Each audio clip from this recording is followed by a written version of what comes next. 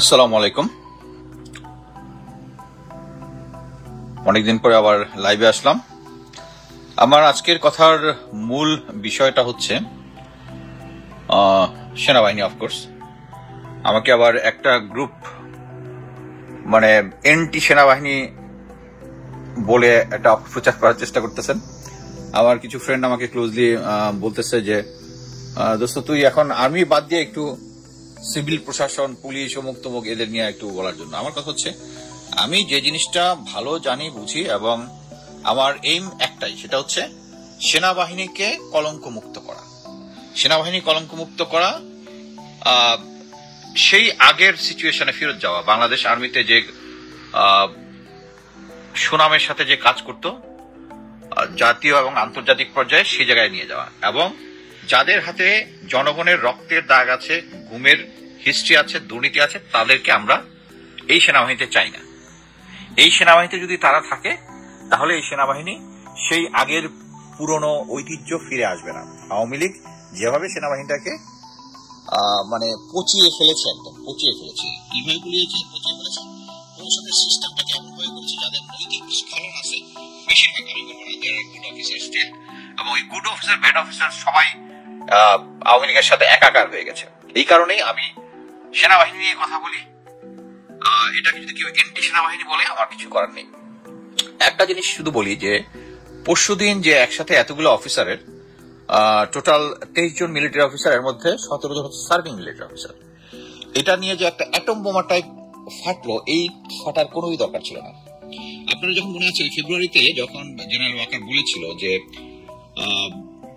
BDR এর সৈনিকরাই এই কাজটা করেছে, 57 জন আমাদের অফিসারকে হত্যা করেছে, ফুল স্টপ। এই সময় এবং বিডিআর এর কমিশন তৈরির ব্যাপারে উনি একটা প্রতিবন্ধকতার সৃষ্টি করতেছিলেন। তখন আমি একটু উত্তেজিত হয়ে কিছু আনপার্লামেন্টারি ওয়ার্ড ইউজ করেছিলাম। সে সময় যেহেতু ওটা করেছিলাম, সাথে সাথে আমাকে আর্মির গোয়েন্দা সংস্থা থেকে আমাকে ফোন করেছিল, আমাকে জানতে চেয়েছে যে আমি কি হলে থামবো। ওর কথা হচ্ছে আমার মুখ বন্ধ করা। আমি বলছি যে যারা গুম খুনের সাথে জড়িত তাদেরকে আউট করে দেন আর্মি থেকে, তাহলে আমি আর কোনো কথা বলবো না। সিম্পল। বাট দেখেন এই গুম খুনের সাথে জড়িত এরা, আমি বলবো এটা হচ্ছে tip of the iceberg, first phase গেল, আরো আসবে সামনে। এইটাই এই জিনিসটা জাস্ট এখন এসে অ্যাটম বোমা আকারে, যেটা আমি যদিও আমাদের চিফ প্রসিকিউটর তাজুল ইসলাম বলেছেন যে এটা ব্যক্তিগত দায়, দলের দায় নাই বা আর্মির দায় নাই, এটা ঠিক। বাট এখন কিন্তু সবাই আমি যে সমস্ত পোস্ট করছি তা সবাই দেখে কিন্তু আর্মিকেই গালাগালি দিচ্ছে। এটার দায় আমাদেরকে নিতে হবে সামগ্রিকভাবে। বাট যদিও আমরা বলি এটা হচ্ছে ব্যক্তির দায়। এখন আমরা বলি এটার পরে সেনাবাহিনীতে গতকালকে হয়েছিল হচ্ছে প্রমোশন বোর্ড, অফিসারদের প্রমোশন বোর্ড, এবং অফিসারদের প্রমোশন বোর্ড শেষ হয়ে আজকে সকালে হয়েছিল ফরমেশন কমান্ডার্স কনফারেন্স। এই কনফারেন্সটা শুরু হয় সকাল 10টায়। 10টার দিকে প্রথম দিকে যেটা শুরু হয় আর্মির বিভিন্ন প্রকিউরমেন্ট, বিভিন্ন নতুন কিছু ইন্ট্রোডিউস করা হয়, এগুলো নিয়ে যার যে প্রজেক্টগুলো ওখানে উপস্থাপন করা হয়। তারপরে জেনারেলরা মিলে একটা ডিসিশন নেয়, এরকম একটা চলতেছে। চলার পরে জেনারেল ওয়াকার নিজেই এক সময় সবাইকে বললেন যে বর্তমানে যে সেনাবাহিনীর এই যে এতজন অফিসারের নামে এইটা হচ্ছে, এটা মেনে নেওয়া যায় না, এটার ব্যাপারে আমরা কি করতে পারি এটা আলোচনা করি, এরকম টাইপের একটা কথা যখন বলল, দেন মোটামুটি অফিসাররা যারা আছে, মোটামুটি কিছু অফিসার ঝাঁপিয়ে পড়লো। একজন অফিসার ওখানে কেঁদে দিল। কে কেঁদে দিছে? মেজর জেনারেল মাহবুব ইমোশনাল হয়ে, যে আপনি আমাদের বাবা মা, আপনি যাই করেন আমাদের পানিশমেন্ট দেন, যাই করেন আপনি দেন, আমরা সিভিল কোর্টে যাইতে চাই না। তাকে করেছে DGFI DG major general Jahangir আনসারের। এটা আমি খুব আপসেট হয়েছি। মেজর জেনারেল সাজ্জাদকে আমি খুব ভালোভাবে চিনতাম, বাট সেও খুব সিরিয়াস হয়ে এটার ব্যাপারে ব্যবস্থা নেওয়ার জন্য বলেছে। আরেকজন হচ্ছে মেজর জেনারেল আমিন, যে রিসেন্টলি তার 4 দিন পরে বোধহয় রিটায়ারমেন্ট, আনসারের ডিজি ছিল। এরা মোটামুটি ঝাঁপিয়ে পড়েছে। আরেকজন হচ্ছে 9 ডিভির GOC Asad, major general Asad. তারা বলতে চাচ্ছে স্যার এখনই কিছু করেন, আমরা জরুরি অবস্থা ডাকি, দরকার হলে রাষ্ট্রপতির কাছে যাব, রাষ্ট্রপতি যদি জরুরি অবস্থা দেয় আমরা জরুরি অবস্থা ঘোষণা করব। হাত পা গুটাই আজিব, স্যার কিছু একটা বলেন, এখনই মাঠে নামিয়ে পড়তেছি। ইট ওয়াজ এ টোটাল ইমোশনাল ব্ল্যাকমেইল। এবং জেনারেল ওয়াকার এজ ইফ রাজি হয়ে যাচ্ছেন, হ্যাঁ আমাদের একটা কিছু করতে হয় আমাদের সাথীওয়ালা ভাইদেরকে রক্ষা করার জন্য।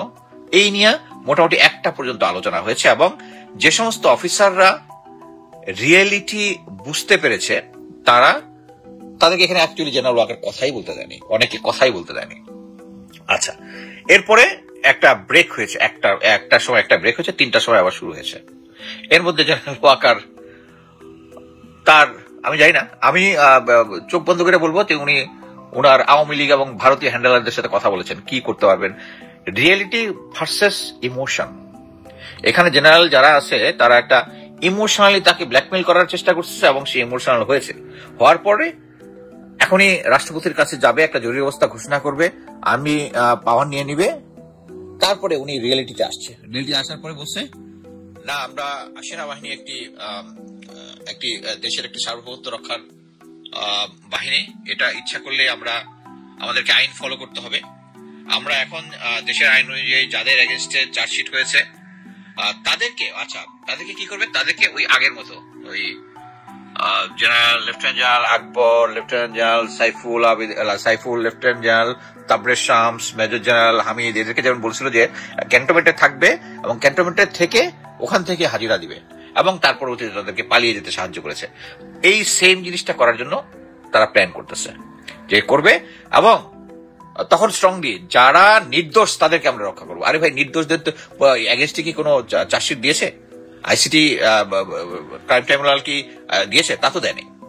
সো তারা চেষ্টা করতেছে হচ্ছে যে এরপরে তারা রিয়েলিটিতে আসছে। রিয়েলিটি আসার পরে জেনারেল ওয়াকার বুঝতে পেরেছে যে এই জিনিসটা যদি হয় তাহলে কি হবে।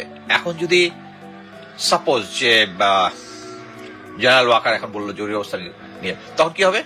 ছাত্র জনতা ক্যান্টনমেন্টের দিকে হাঁটা ধরবে, সেনাবাহিনীর সৈনিকরা ছাত্র জনতার দিকে গুলি করবে না। আগে যেভাবে বলেছিলাম 5ই আগস্টের আগে সেম জিনিসটা বলছে, তারা গুলি করবে না, জনগণের দিকে গুলি করবে না। তখন কি একটা ইন্টারনাল ক্রাইসিস হবে। আমি আজকে জাস্ট চ্যাট জিপিতে জিজ্ঞেস করতেছিলাম যে এই পৃথিবীতে যুদ্ধ ছাড়া নিজ দেশের লোক, নিজ দেশের সেনাবাহিনী 30 জনের মতো, 20 থেকে 30 জনের মতো অ্যারেস্ট করেছে। কোন কোন দেশে আসছে? 4টা দেশে, একটার মধ্যে ছিল ওদের আর্জেন্টিনা, আর বাকিগুলোর নামটা আমি বলতেছি না, নিজেরা চেক করে নিয়েন। আর একটা হচ্ছে বাংলাদেশ। আপনি চিন্তা করে দেখেন যে আমরা চ্যাট জিপিটিও জেনে গেছে যে আমরা নিজের দেশে। এখন কথা হচ্ছে এটা কি ভুল হয়েছে? আমি যতদূর জানি তাদের প্রত্যেকের এগেনস্টে সাক্ষ্য প্রমাণ থেকেই তাদের এগেনস্টে চার্জশিট গঠন করা হয়েছে।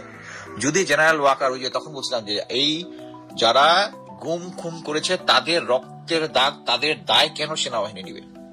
এটা যদি করতেন তাহলে আজকে সেনাবাহিনীকে এই পরিস্থিতিতে পড়তে হতো না। উনি যদি ছেড়ে দিতেন আমিও চুপচাপ হয়ে যেতাম।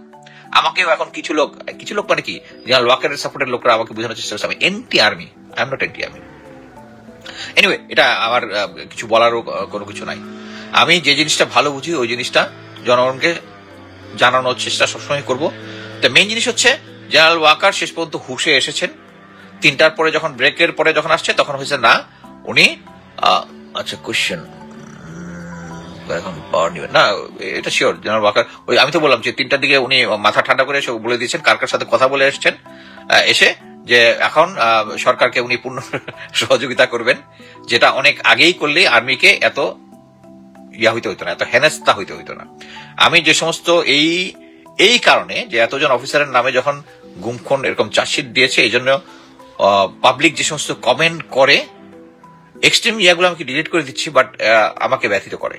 এবং এটার দায় সম্পূর্ণ জেনারেল ওয়াকারের। উনি যদি প্রথমেই এই গুম খুন যারা করেছে তাদেরকে যদি সেনাবাহিনী থেকে বের করে দিতেন তাহলে আর্মিকে এই জিনিস ফেস করতে হইতো না।